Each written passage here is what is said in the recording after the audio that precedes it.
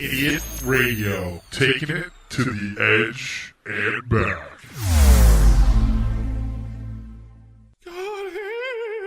Scotty.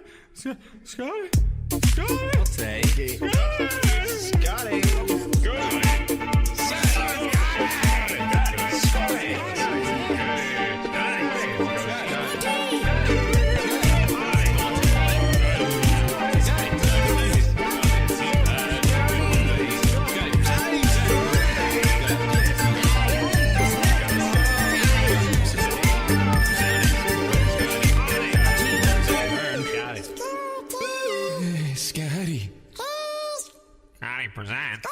Welcome to Scotty Presents. I'm your host, Scott Israel. You're listening on Idiot Radio, where I got Todd DeFazio is my producer, and I have Brandon Johnson with me. Brandon, what's up? Hey, happy to be here, man. I hope you're all right. Yeah, I'm doing good.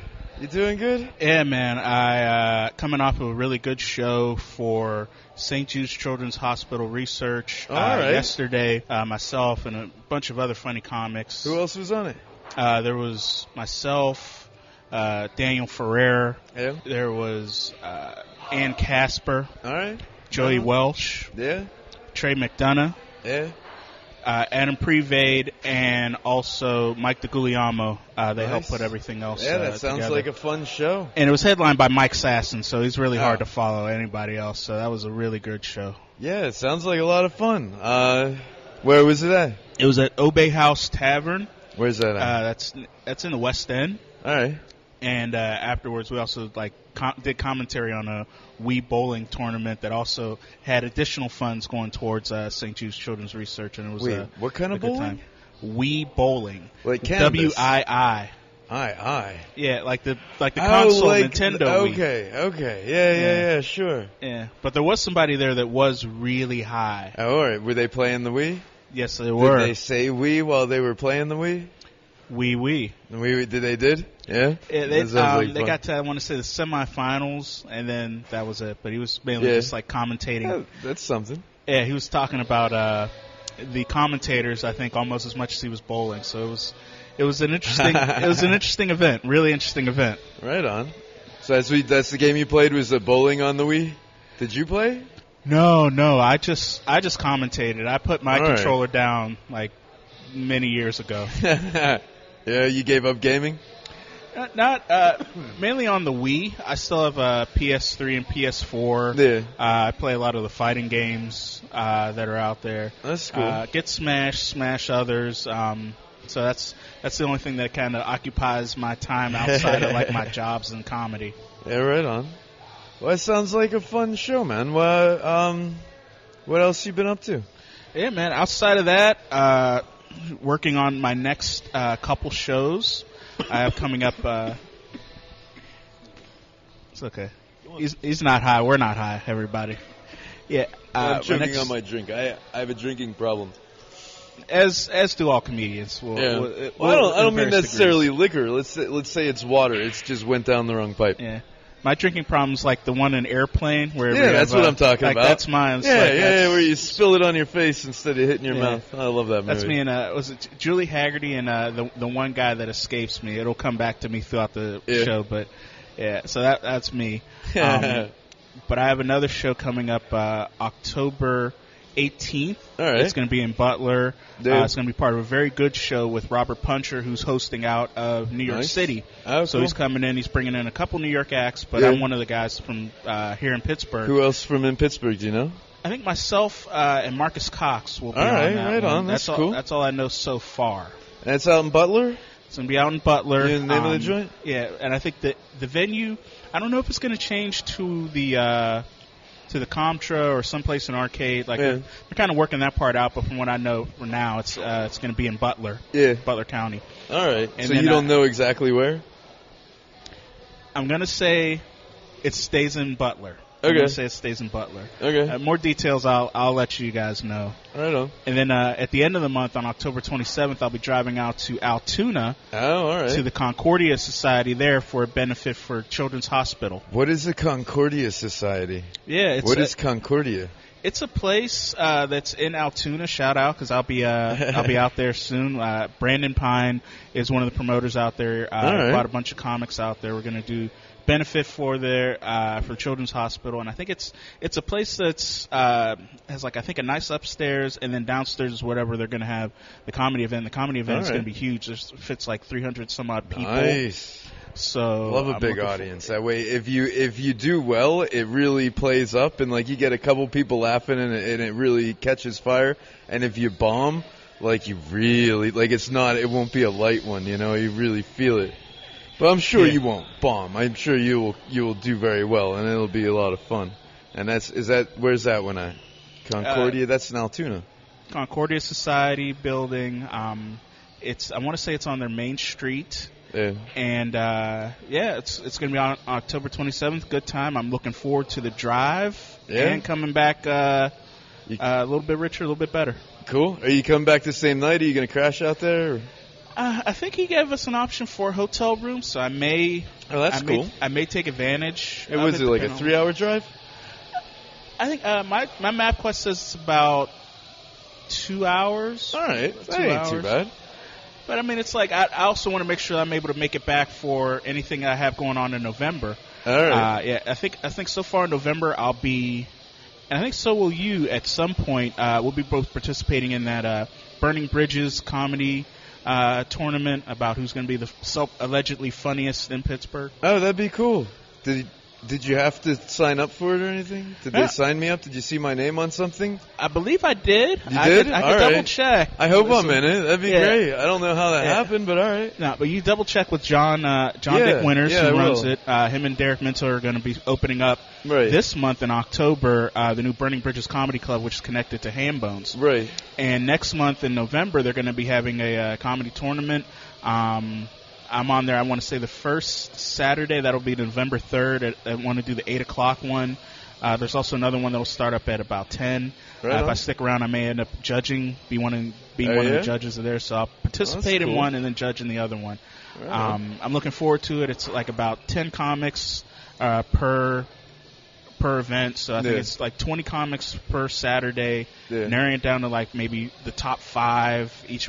Everybody gets like maybe 5 to 7 minutes to perform, and hopefully staying sharp off of the benefit on the 27th and just riding that wave. Now, what's that to benefit? Just kids, or? I think the one I think it's just going to benefit all of us individually. So hopefully we could be able to get a chance to either feature or perform with a lot of the comics, a lot of the bigger comics that he has coming into the city for Burning Bridges. Oh, right on. Do you know who all he's got coming? Yeah, well, the opening weekend on October 6th, he's got Ian McIntosh, one of our local guys. He's going to be performing with Sam Talent. Sam Talent had a very funny Comedy Central special. He was also on Roast Battle. And he's toured all around the U.S. and various other states, man. Really, really. That's cool. He's headlining them? What was that again? Sam Talent's going to headline the thing? Yes, Sam Talent's going to headline. There's a Burning Bridges Festival at Ham Bones? Yeah, Burning Bridges Comedy Club at Ham Bones. It's opening weekend. I'm going to check it out just to support. I think most of the time tickets are $10. But I think it's, hopefully as comedians we're like, we'll support it, but then after a while, you know, we got to get a little bit of cart, and we'll be able to get a chance to scurry in. I don't know. Yeah, so you've been doing comedy a while. How long you been doing stand-up, man? I've been participating in stand-up for about 5 years now. I reached 5 years, I think, in like late May. Right on. But I've been on the scene just like watching since 2008, so about 10 years. Like twice as long. So why'd you wait so long to jump in? Because, man, I was Pittsburgh's number one like super fan of comedy. I was just at all the open mics, seeing everybody else develop their talents, and I had a really good appreciation for the craft itself. So I was like, you know what, you guys are doing it. You guys professional, do that. And just seeing everybody else rise. And then after a while, it came to be the other comedians were like, yo, we appreciate your input that you have, your laugh in the crowd, and just being there at basically all our events because that early support is important. but like, when are you gonna get on the mic? When are you gonna step forward? And I was like, nah. So who really pushed you into it? Man, like, I think everybody that I interacted with on the scene at the time, whether it was Minto, Aaron Kleiber, Terry Jones, Jeff Conkle, a lot of the guys that are big that you see on DVE now, like I saw him have a chance to really rise. Right on. And then my first open mic was at Sean Collier. Shout out to him. Sure. He was hosting Beer Hive in the Strip District, which is still a good venue for comedy. Yeah. And the mic went out. The microphone went out, so we all had to project their sets. Yeah. And they had like maybe 5, and he was looking around for and I was, of course, there because being a fan. He was looking for somebody to do some stuff, and I was like, you know what? Okay. I had like maybe a few things written out. Do you know what you started with? Do you remember like the subject? Dude, I talked about, since there was a baseball game, I talked about my hatred of Sid Bream. Okay. And about how he should die in a fire yesterday. Oh, you really don't like this guy. Well, in 1992... I have a sixth sense for this sort of thing. I have a highly developed intuition. I can tell that you don't like him. Oh, yeah. And your intuition is correct. Sid Bream basically broke a lot of the 10-year-olds, 10, 8, and like maybe 15-year-olds that were Pirate fans in the city because they had a chance to go to the World Series. They had to face the Braves at that time. Sid Bream had been a middling player for the Pirates, and then he got traded away to the Braves. Yeah. And there's just the famous call whenever it was 9th inning, tied up. Sid Bream has a hit, and he's so slow at running around the bases that goes over to Barry Bonds, and Barry's like MVP caliber. He's usually able to just scoop it up, throw him out. Yeah. But at that time, I don't know if he hit the extra speed burst button, but Sid Bream was rounding third and got in and scored the run, sending the Braves to their one and only World Series championship and breaking all of the Pittsburgh Pirates fans, young fans at that time, heart. Yeah. And were you a young fan at that time? I was 10 in 92 whenever it happened. So that was a team of Doug Drabeck, Bobby Bonilla, Barry Bonds. Is this the first guy you ever hated? Sports-wise? Yeah, sure. We'll keep that's the most memorable because around that time it's like you start participating and you start remembering the lineup. You remember how you felt. You start getting invested into it. And he was the very first villain that I really didn't like. Deion Sanders also on that team. Really? John Glavine, John Smoltz, Tom Glavine, I should say. Greg Maddox had no ill will towards them, but Sid Bream? Oh. Why? Because he was previously a Pirate? Or what? And he scored the run. And the smug way that he's been ever since that time. Has he been smug ever since?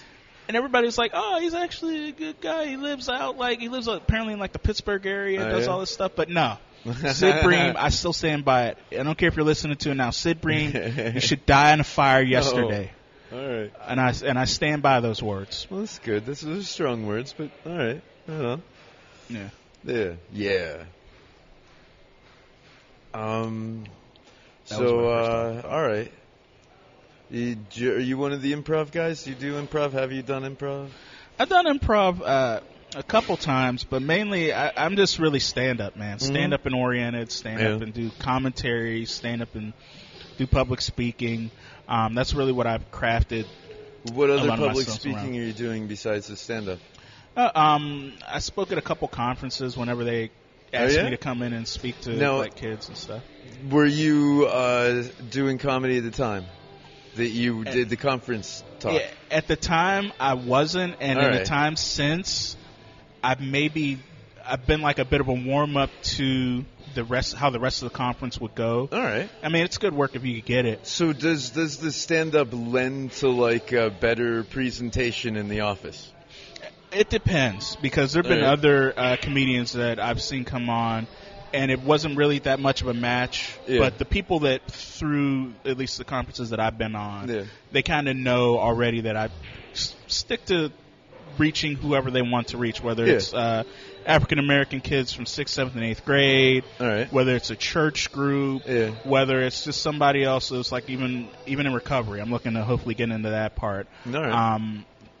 But they know that I'm able to project, reach more than a few other people, relate my story to theirs, try and find humor into it, and generally be a good panelist. Cool. Yeah. All right. Yeah. Yeah. Who's your favorite, like, famous stand-up comedian?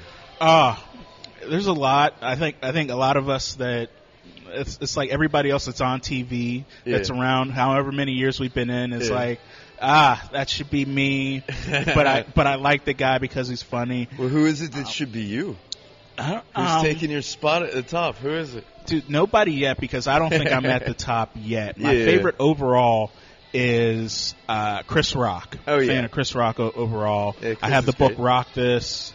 I saw him whenever he came to the Benedum. I want to say it's been 2 years ago during his tour right before Tambourine dropped on Netflix. He went around and it sold out. I had to see him live. You have to see, like, whoever you admire in comedy, you have to see live while they're living. All right. And it was a fantastic experience. I've seen his brother Tony Rock come to the Improv, and I met him afterwards. He dropped a lot of knowledge onto me. So, like, a lot of the Rock family is good whenever you see them live. They deliver, and if you have a chance and you're a comedian afterwards, let them know, because, like, they'll drop some knowledge on you and just really kind of push cool. you along the way, man. They're really, really good people, man. I really enjoyed it. Right on. Yeah, so that's my favorite overall. Yeah. That's a good one, man. I like Chris Rock. Can you think of any comedy-related questions you want to ask me? Anything? Yeah. Since you've been on the scene and since you got the podcast going, like, who are your top 5 comics that you like to follow? Oh, yeah. Right now, I'm really enjoying Bill Burr. I would say, Seinfeld always as a kid.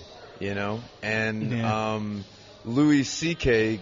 wanted me to made me want to actually start doing stand-up. But, like, my all-time, like, the first stand-up I ever heard that I remember to this day that blew my mind was Eddie Murphy Raw. Yeah. And he's to this day. In fact, I was having a conversation with Eric Williams the other day. Mm-hmm. Why isn't Eddie Murphy doing stand-up again?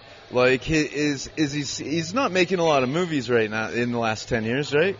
Well, I mean, he's got a couple of movie projects that have been coming. Stand-up is becoming almost as popular as it was in the 90s. I don't see why he wouldn't get out there. I'd love to see his take on the world these days. Everybody wants Eddie to come back. Yeah, before it's too late, man. Before you get dementia or die or something, Yeah, and I think for me, as Eddie Murphy, like everybody else, I kind of want him to come back, but at the same time, if I can, I want him to stay away, because he went out like literally on top of the stand-up world. Everybody's still trying to copy a little bit of his success, but if he comes back now, he's got to face PC groups and basically everything else in Raw. But it's not like he hasn't been living in the world the whole time. He knows what it is. It's not like he wasn't locked up somewhere without a television set. Yeah, and it's weird because Chappelle that hangs out with him, Rock that hangs out with him, Jamie Foxx, they all say, look, he could come back and drop a special today. I bet he could. But I bet it would be outrageous. Yeah, but he just doesn't. He just doesn't want to do it. He just doesn't.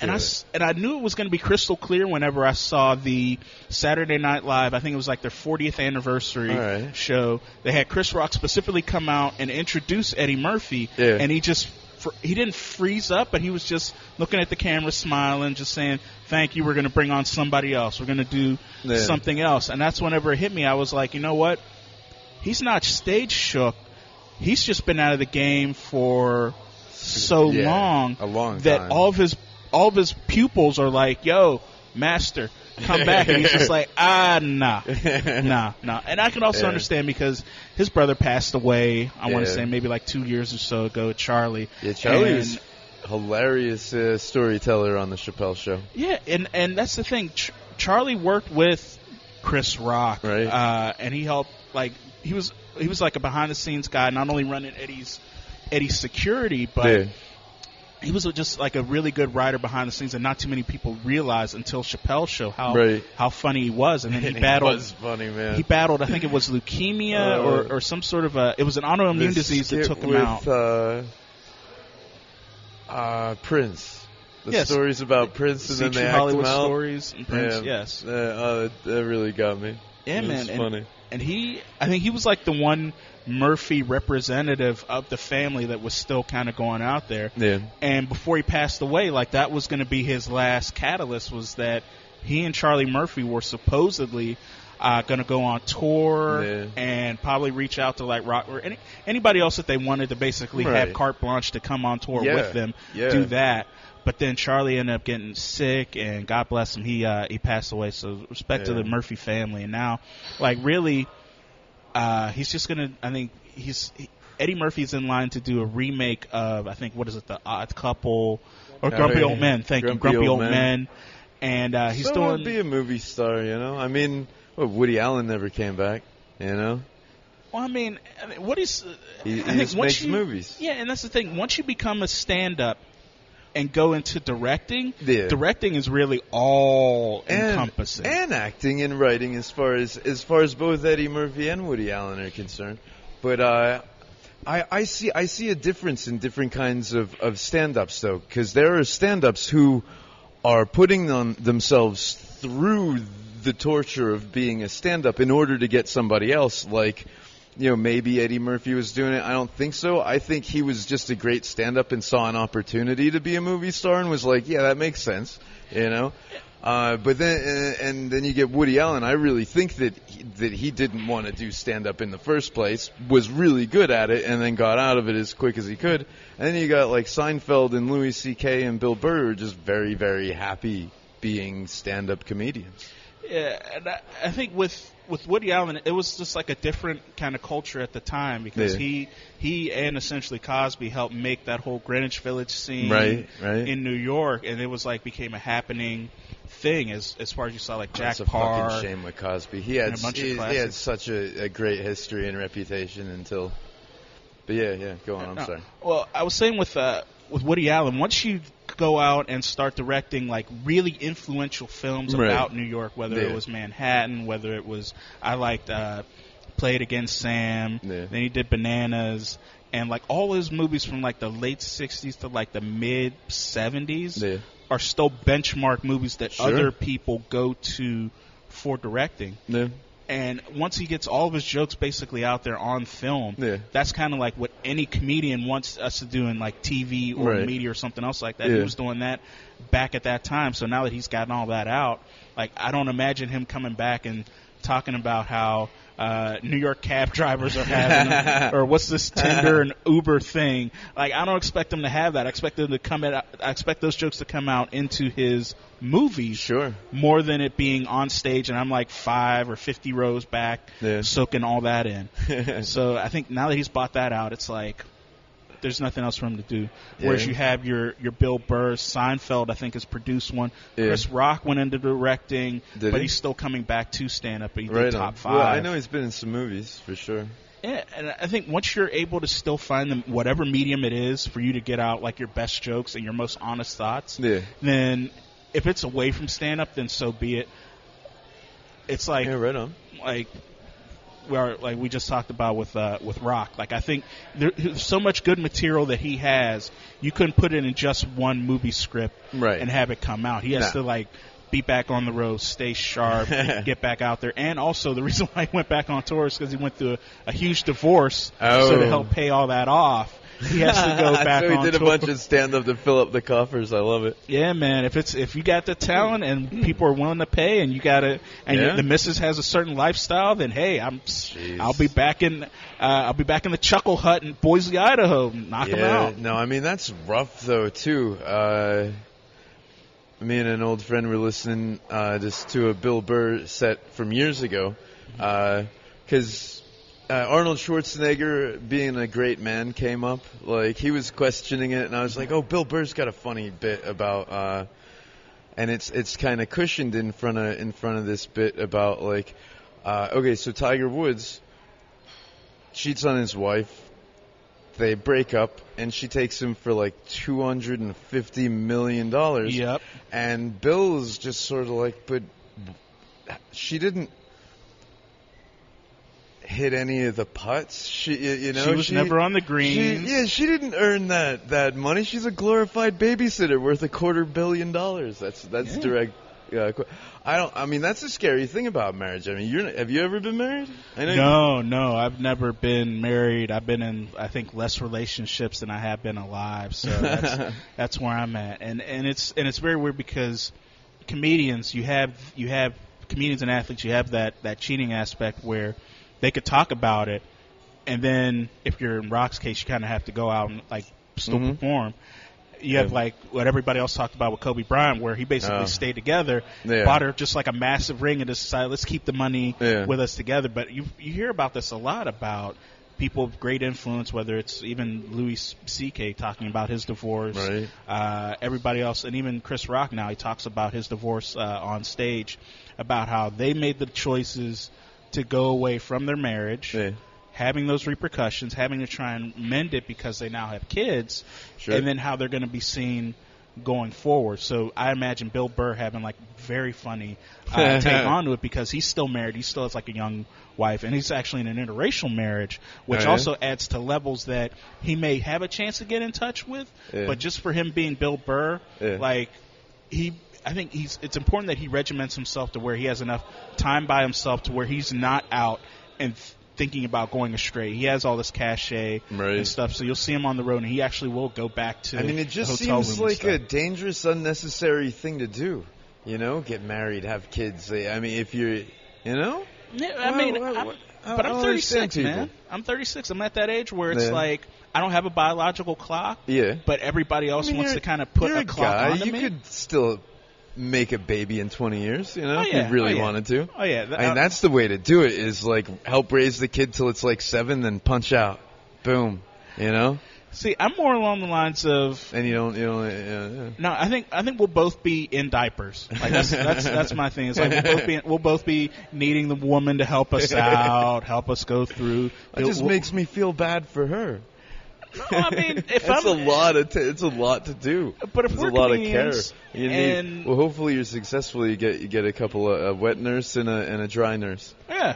And that's the thing. And hopefully they'll be like the same woman, so I won't have to cheat on, or at least they'll know about one another. And it's like, hey, I'll keep this money with my lawyers and my family, but this is me. Take care of me and my son, daughter, whatever else they are. And then by the time it's 21, it's like, hey, you go and live your life. I've left you with enough stuff, and then I'm able to just like retire. It's kind of like how it is. Either that or just become a really good stepdad. That's we're at the age now where it's like, hey, we could. The 20-year-olds kind of like us, but then it's like if you're 30 or something and you already got a kid, slide into that, man. I don't want to get on that. So, do you have acting, directing, movie or TV show writing aspirations? Yeah, I think for me, and like a lot of other comedians, I like to have the type of fame to be able to go out and tour across the U.S. But there are a lot of TV writers that can do the same thing, but can still go ahead and shop at the department store, and nobody else knows. You could be like one of the writers on like a top 10 series, and then still be able to go do improv work, do some stuff at the comedy circuit. Really like Noah, Jonah, the dude that played, he was on 30 Rock. He was a big fat guy with long hair and a hat. Oh, Judah Freelander. Thank you. He's a fantastic stand-up. Yeah, but that's a guy who could totally go into a department store and be all right. Nah. He wears that's the world champ, man. I saw him. He headlined the first Pittsburgh Comedy Festival, and he still rolls with like handlers, helpers. Still wears like the world champion hat, and since he still lives in New York, so it's like people are gonna know who he is and what he's about, and, like just coming out there. So he'll still like maybe can't do that stuff, but he's rich enough to pay somebody else to do it.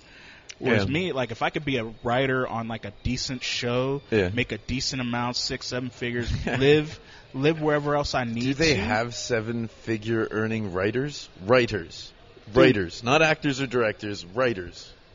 Dude, Are you also directing? If you finesse it enough, If you finesse, you better be a phenomenal writer. Dude, or just finesse. What does this finesse mean? yeah, or some. I don't think I know how to finesse a fucking thing. Yeah, well, that's the thing. I think we're too young into it, but there are few that make really high, like 5 figures, but still. Well, 5-figure, yeah, all right. But I'm saying 7-figure writers. Dude, I mean, if you watch, you can't make a damn thing without a writer. Well, unless you're an improv person, but you can't make a movie or a TV show without a writer. And they're usually the lowest paid, next to like the guys who hold the camera and the boom mic and the whatever. Do you know what a grip is? I've had it explained to me maybe half a dozen times. I have no idea what a grip is. It's in everything. There's always a credit for a grip. Mm-hmm. I have no idea what it is. And then there's the best boy grip. Like, who is the best boy? What makes him out of that? What kind of weird fucking title is best boy grip? Yeah, it's like bizarre. And like every single thing that they have is like, oh, I'm the guy that has to set up. All those people are getting paid. How much does it cost to make a fucking movie? Dude, I'm writing a movie that I want to make here in Pittsburgh with all Pittsburgh people. I'm a little bit more than halfway done writing it. I started writing it again last night. Good. But can we put it together for like 20 grand, or do we need like 10 times that, or 100 times that, or 1,000 times that? It depends. Like if we wanted to do a superhero thing, we have to get Marvel's licensing. Marvel has to throw like 300 some odd million, a couple extra million, dude. Yeah, all right, like but we have to cover. Okay, but an action movie is a big ordeal and an expensive ordeal and a ton of licensing. I'm doing more of like a play style. There's like 3 settings that are all just rooms. So all we need are 3 rooms to make the whole fucking movie, and you know. Can we do it for under $90,000? See, I think. And how much does it cost to go into to apply to the film festivals after it's made? Yeah, and that's the thing. You have to get like the investment. Like the one success story that I know of. Yeah, like a local success story. It's Hollywood Shuffle. What's that? From Robert Townsend, who was also one of the guys that helped write for Eddie Murphy whenever he was out on tour. It had Keenan Ivory Wayans in it, Dom Irrera. It came out in like '87, so it's like maybe 21 years old. Yeah. The humor still holds up, but the thing behind it was more like 31 years old. Yeah, and that's the thing. Like to make that movie, it was like $80,000 back then. Right. And so Robert that's Townsend, like 120 today. Yeah, and Robert Townsend maxed out all of his credit cards, worked nonstop, and was still doing it along those lines. That kind of money, I'm not putting it into the movie. Well, that's the thing. He did that, submitted to a couple festivals. They won. Then it got distributed. Then it got reupholstered. Some people went back for reshoots, and then it became a comedy classic. And he basically was able to recoup everything else that he had sacrificed on tour. Lucky. That's the one success story. Outside of that, it's still like a bunch of you got to submit to these X amount of festivals, then they have to agree upon it, then they have to go behind their promotions to see if another big name director will maybe even check it out, and then maybe he'll get behind it and want to co-produce it and want to release it under his company, under his brand, then pay you back to where you can maybe make some money on the back end. And then, like, it depends on also if it gets international releases. You get sign like a contract where you get international release. You make certain points per territory that it makes, and those points accrue over X amount of millions or thousands of dollars, depending on how they do that. Yeah. From what I know, my rudimentary reading up on the movie stuff. Some low budget success stories that I know of, like Clerks from the 90s. Right, and then the late '90s was that horror movie, Blair Witch Project. The Blair Witch Project, and then that's another one. So I don't have no hope, but there's no way I can do it without like a bunch of people playing for free.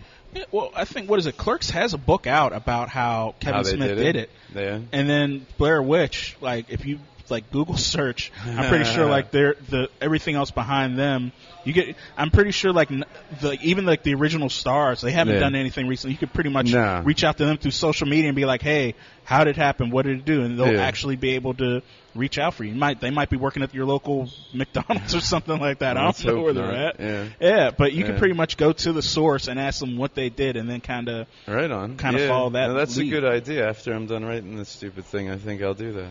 Yeah, man. Because like for me, whenever I meet a comic that's on the road, whether it's in whether it's at the Improv, whether it's like wherever I get a chance to go, I always try and meet them and ask them like, what are the things that me and my development, me being 5 years in, having the amount of, what are some things I should do? What are some techniques, like any sort of advice? Sure. And that's what kind of gets me the in over them, like saying, okay, hey, you're a fan, nice to meet you, sign. Okay, I'll take a picture of that. Right. And like whenever I come out and ask them that and tell them, hey, I'm a comedian, I've been doing this, like, oh, okay. Yeah.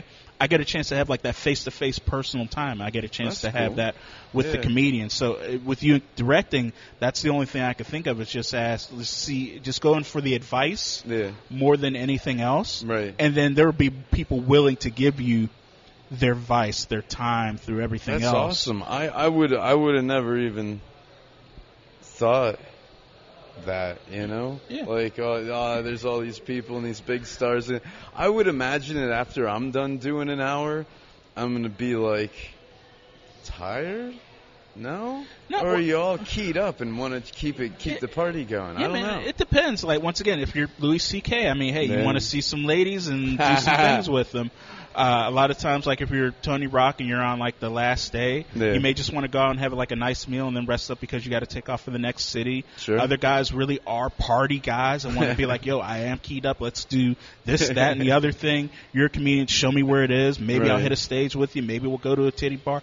Let's see where things are going to go. So every comedian is different, man, and I respect them, and I try and pull as much out of them. And then from there, it's like the follow-up. Yeah. So it's like once you get the advice, I want to make sure that you're a part of it. I want to like reach out to you through social media, Facebook, not stalk, but keep everything else professional as possible so that the next time you're around, like, hey, I gave you that advice and you actually did some stuff with it. Nice. I want to have you on the show. I saw how you've been promoting yourself and this type of progress you did. Not personally, because I haven't seen the sets. I haven't been there physically, but I've seen the posts that you have. And you reached out to me. We went into each other's DMs.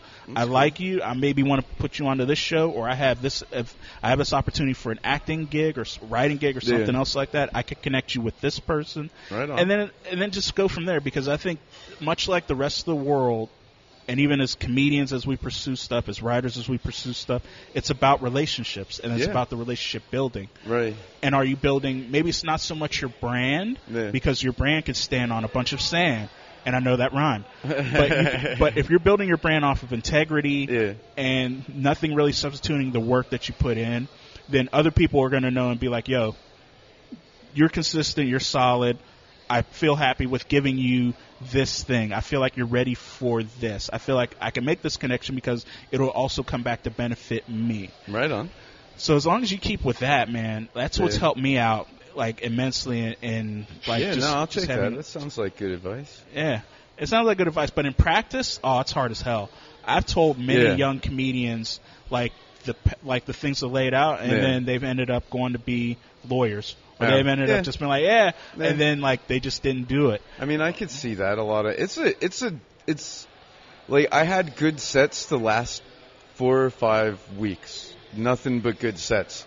I'm starting to get really nervous about going up on stage right now, because it's just like I'm gonna have a bad set. Like when's it gonna come? Like at what bad timing moment is it gonna happen? Like, I want to hurry up and like shit out a terrible set and get booed off stage just to get it out so that I can go back and have good sets again. You know? My thing is about keeping the momentum going. Yeah. So if I know the bad set may come, but I'm going to keep on adding to as much of this good set as I can and push this thing to the limit. You're a real optimist, aren't you?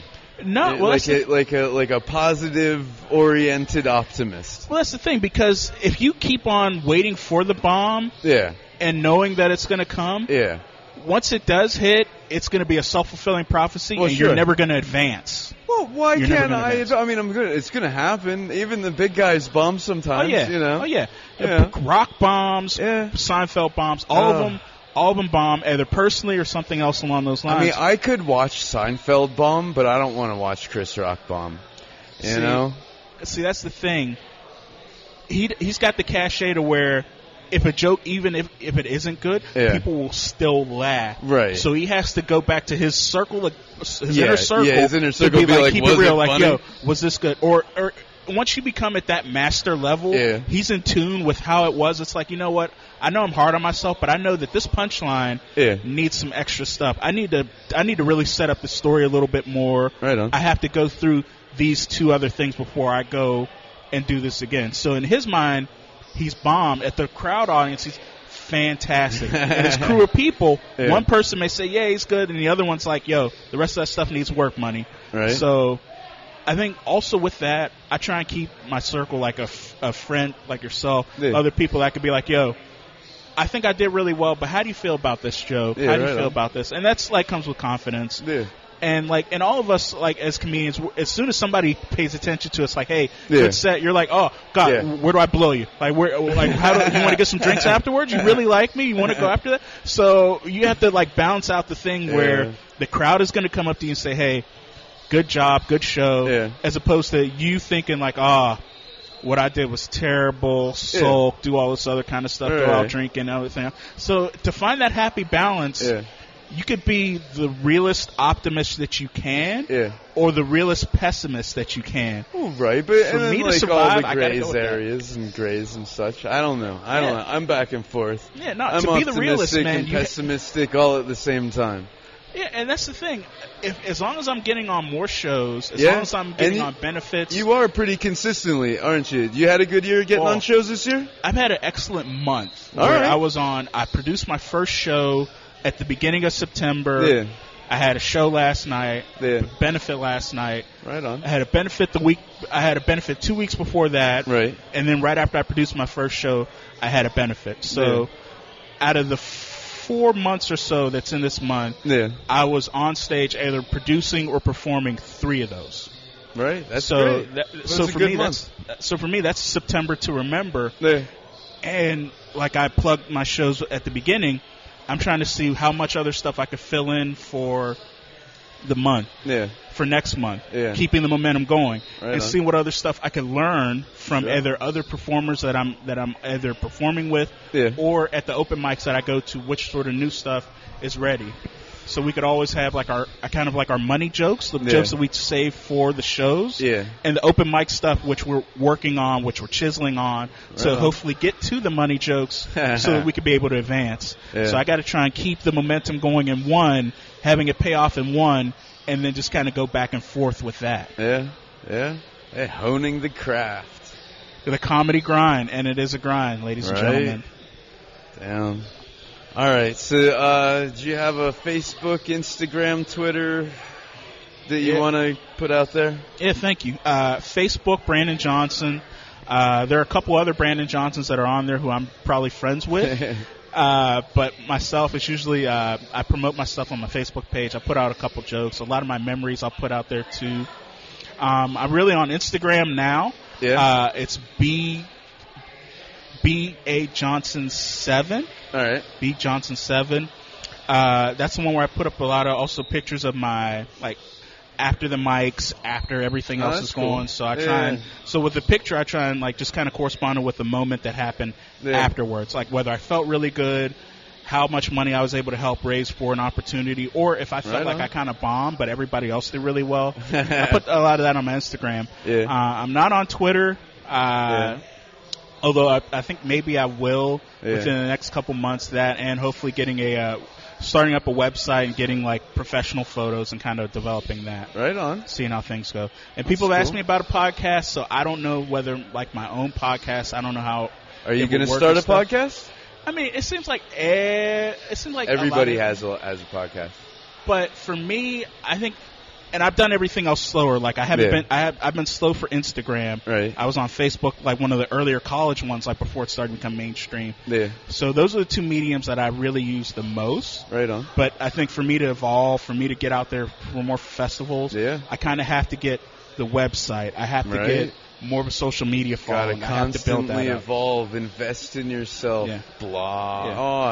Oh, it's true, and it works, and it helps. Just I think about it, and it makes me tired. Yeah, and also I did start as of last month. I started a YouTube page. Yeah. The comedy stylings of Brandon Johnson. Awesome. You can find that at YouTube. I It's really long, but I have one submission video up there. So now I have to get better. I have to get better about video recording myself so I can upload it to my YouTube page to get more hits. So I have that. It's got a couple views, so feel free to follow me, and I'll of course follow you. Awesome. All right. Yeah, let's replug those shows that we talked about. Okay, thank you. Coming up in October on the 18th, I'll be out in Butler performing with Robert Puncher, Marcus Cox, at it's supposed to be called A Very Good Comedy Show that they have out there. Sounds very good. Yes, so that'll be a Thursday. That's Saturday, the last Saturday in October, the 27th. Yeah. I'll be going out to Altoona to the Concordia Society there with Brandon Pine for a show fun.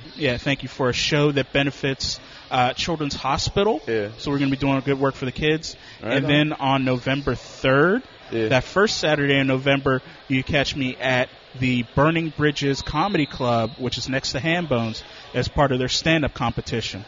Awesome. So, all right. Thank you, Brandon, for coming on. You're listening to Scotty Presents on idiotradio.net. Todd DeFazio is my producer. Thanks, Todd. Thanks, Brandon. There will be a silly song now.